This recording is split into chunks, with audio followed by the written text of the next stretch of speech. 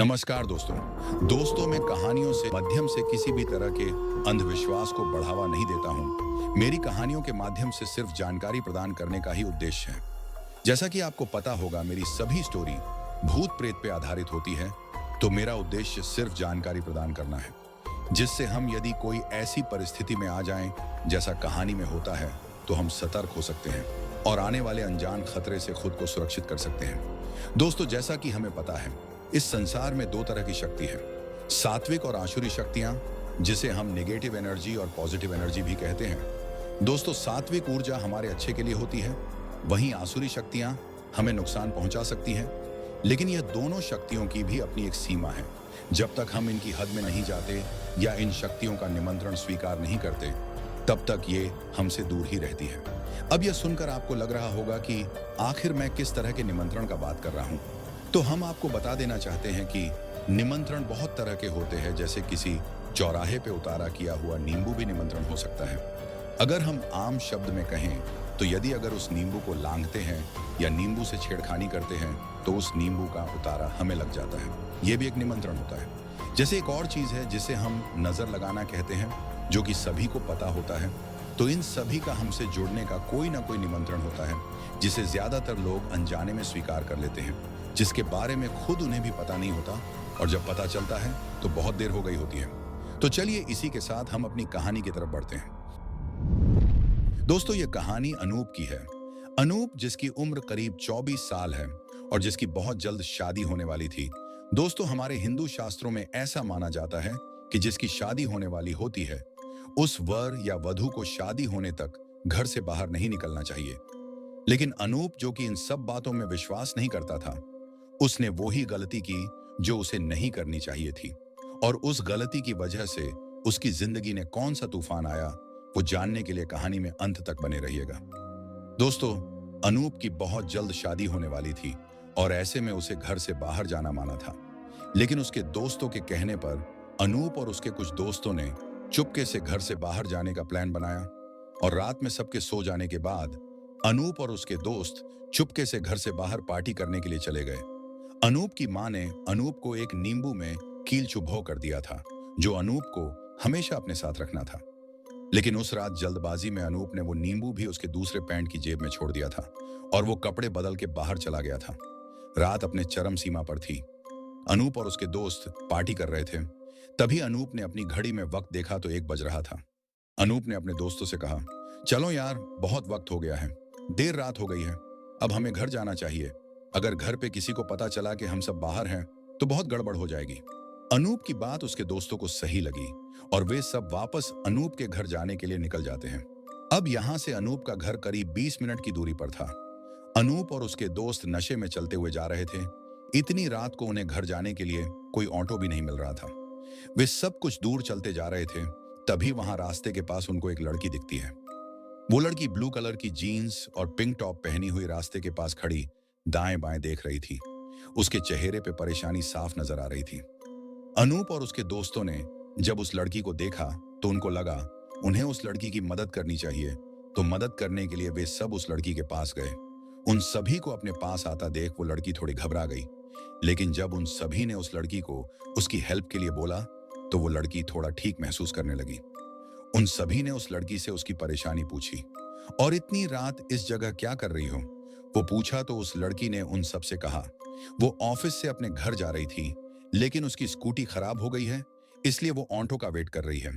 उस लड़की ने अपने पास खड़ी स्कूटी की तरफ हाथ दिखाते हुए कहा। वो लड़की दिखने में काफी खूबसूरत थी, जिसे देख एक बार किसी का भी मन उसकी तरफ आकर्षित हो जाए, और उन सभी को भी उस लड़की की तरफ आकर्षण होने लगा था। अनूप को भी वो लड़की काफी आकर्षित कर रही थी अपनी अदाओं से। वे सभी ने उस लड़की से उसके घर का पता पूछा।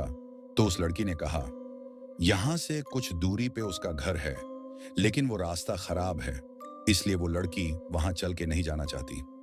ये सुन अनूप ने उस लड़की से कहा, तो कोई बात नहीं, हम आपको आपके घर छोड़ आते हैं, क्या कहते हो दोस्तों? अनूप ने अपने दोस्तों से पूछा। तो उसके दोस्तों ने भी हाँ कहा और उस लड़की को उसके घर छोड़ने के लिए तैयार हो गए। लेकिन उस लड़की ने माना करते हुए कहा, आप रहने दीजिए, मैं चली जाऊंगी, बस कोई ऑटो मिल जाए। अरे मैडम, यहां से ऑटो नहीं मिलता, नीरज ने कहा। कुछ देर बाद वो लड़की अनूप और नीरज से कहती है, आप मेरी हेल्प करना चाहते हैं तो मैं सिर्फ एक या दो लोगों से ही हेल्प लेना चाहूंगी। अगर आपको कोई प्रॉब्लम ना हो तो आप में से कोई एक या दो ही मुझे घर तक छोड़ने आ सकते हैं। यह सुन अनूप और नीरज तैयार हो जाते हैं उस लड़की को घर छोड़ने जाने के लिए, और अनूप के बाकी दोस्त वहीं रुक के अनूप और नीरज का इंतजार करने का फैसला करते हैं। क्योंकि उन बाकी दोस्तों को थोड़ी और ड्रिंक करनी थी, तो प्रणव और बाकी दोस्त ड्रिंक करने लिए वहीं रुक जाते हैं और नीरज और अनूप उस लड़की को उसके घर छोड़ने चले जाते हैं। नीरज ने कुछ देर चलने के बाद उस लड़की से उसका नाम और उसके घर का पता पूछा, तो उस लड़की ने अपना नाम पूजा बताया और उसका घर उस सिटी के कब्रिस्तान के पीछे वाले कंपाउंड में है, ऐसा बताया। जब उस लड़की के मुंह से सिटी के कब्रिस्तान का नाम सुना तो अनूप और नीरज के बदन में एक डर की लहर दौड़ गई और दोनों के रोंगटे खड़े हो गए थे, जो उस लड़की ने महसूस कर लिया था। और माहौल को हल्का करते हुए उस लड़की ने कहा, मैंने इसलिए आपसे कहा था वो रास्ता खराब है, इसलिए मेन ऑटो में चली जाती। लेकिन नीरज ने हिम्मत दिखाते हुए कहा, अरे पूजा जी, आप फिक्र मत कीजिए, हमारे साथ आप सुरक्षित हैं, हम आपको सही सलामत आपके घर छोड़ आएंगे। यह सुन उस लड़की की आंखों में एक चमक आ गई थी, लेकिन अनूप खामोश था, वो कुछ सोच रहा था। तब नीरज ने अनूप से पूछा, क्या हुआ भाई, तू क्या सोच रहा है? नीरज की बात सुन अनूप ने कहा, कुछ नहीं, बस ऐसे ही। वैसे आपने आपके घर का पता क्या बताया? अनूप ने पूजा से पूछा। जी, वो सिटी के कब्रिस्तान के पीछे कंपाउंड है, उसमें ही मेरा घर है, उस लड़की ने कहा। कुछ दूर चलने पे नीरज ने अपनी जेब से सिगरेट निकाली और जलाने लगा। ये देख उस लड़की ने नीरज से कहा, आपको सिगरेट नहीं पीनी चाहिए, क्यों? नीरज ने कहा, क्योंकि मुझे आग से डर लगता है और आपको सिगरेट जलाने के लिए आग जलनी पड़ेगी, उस लड़की ने कहा। यह सुन पता नहीं अनूप के दिमाग में क्या ख्याल आया और अनूप ने अपनी नजर उस लड़की के पैरों पर जमाई। जब अनूप ने उस लड़की के पैर देखे तो अनूप की आंखें खुली की खुली रह गईं। अनूप के बदन में डर की कपकपी फैल गई और अनूप ने धीरे से नीरज को अपने हाथ से इशारा करते हुए उस लड़की के पैर देखने को कहा। जब नीरज ने उस लड़की के पैर देखे तो नीरज के भी होश उड़ गए थे। उस लड़की के दोनों पैर उल्टे थे। यह देख नीरज और अनूप समझ गए कि वो लड़की कोई आम लड़की नहीं है, वो कोई डायन या चुड़ैल है। अब अनूप और नीरज उस लड़की के साथ चल रहे थे और मन ही मन उस लड़की से पीछा छुड़ाने का प्लान सोच रहे थे। तभी उनकी नजर रास्ते के सामने पड़ती है तो दोनों के होश उड़ जाते हैं। उनके पैरों तले जमीन खिसक जाती है। उनके ठीक सामने सिटी का कब्रिस्तान था। ये देख दोनों काफी डर गए थे, क्योंकि एक तरफ उनके साथ एक डायन थी और उनके सामने कब्रिस्तान भी आ चुका था। उन दोनों को अपने मन में लगने लगा था, आज तो मौत पक्की है। दोनों एक दूसरे की तरफ देख रहे थे और मानो जैसे मन ही मन बातें कर रहे हों।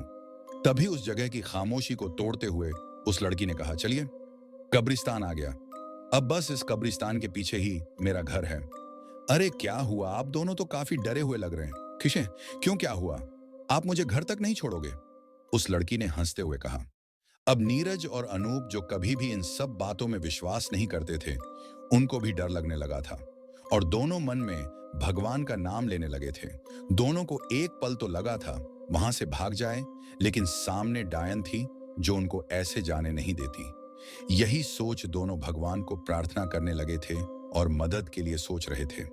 जब वे तीनों उस कब्रिस्तान के गेट के पास पहुंचते हैं, तब नीरज को उस लड़की की वो बात याद आ जाती है कि उसे आग से डर लगता है।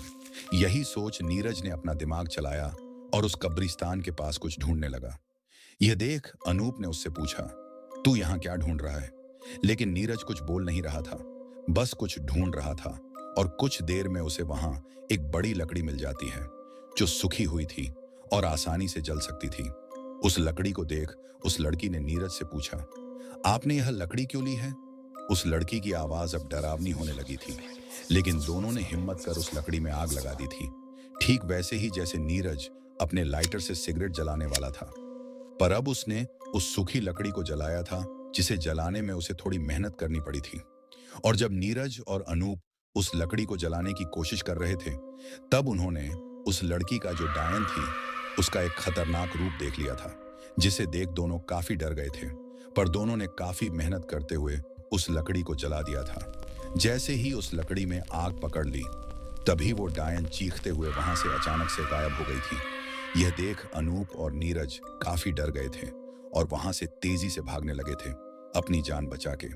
कुछ ही देर में वे दोनों अपने उन दोस्तों के पास पहुंच गए थे और डरते हुए हाँफ रहे थे। दोनों की सांस फूलने लगी थी भागते हुए। जब वे दोनों अपने दोस्तों के पास पहुंच जाते हैं तो प्रणव उन दोनों से पूछता है, यार क्या हुआ, कोई भूत देख लिया क्या? अनूप रास्ते की तरफ इशारा करते हुए हाँ में सर हिलाता है। उन दोनों को लगा था उस डायन से उनका पीछा छूट गया, लेकिन ऐसा नहीं था। उन दोनों के पीछे कुछ देर में वो लड़की भी आ रही थी, पर इस बार उसका रूप काफी भयानक था।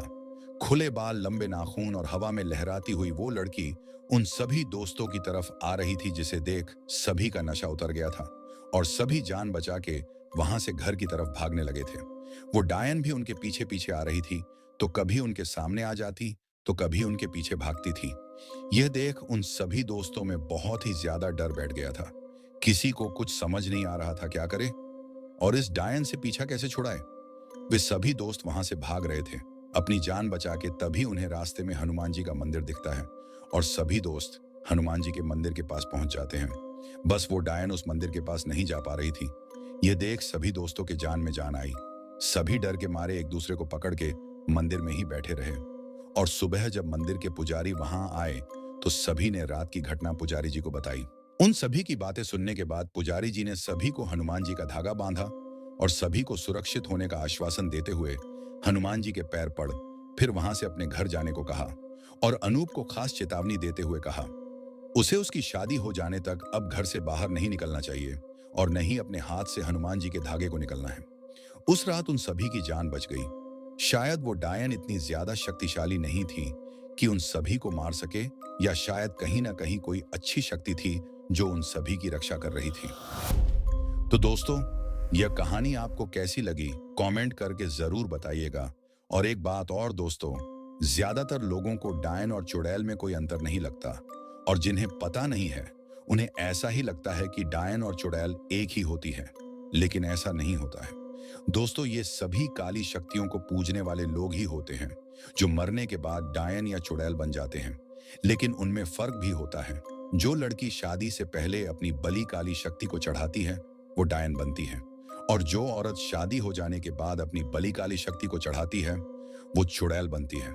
लेकिन इनका सफर खत्म नहीं होता और न ही इन्हें मोक्ष मिलता है।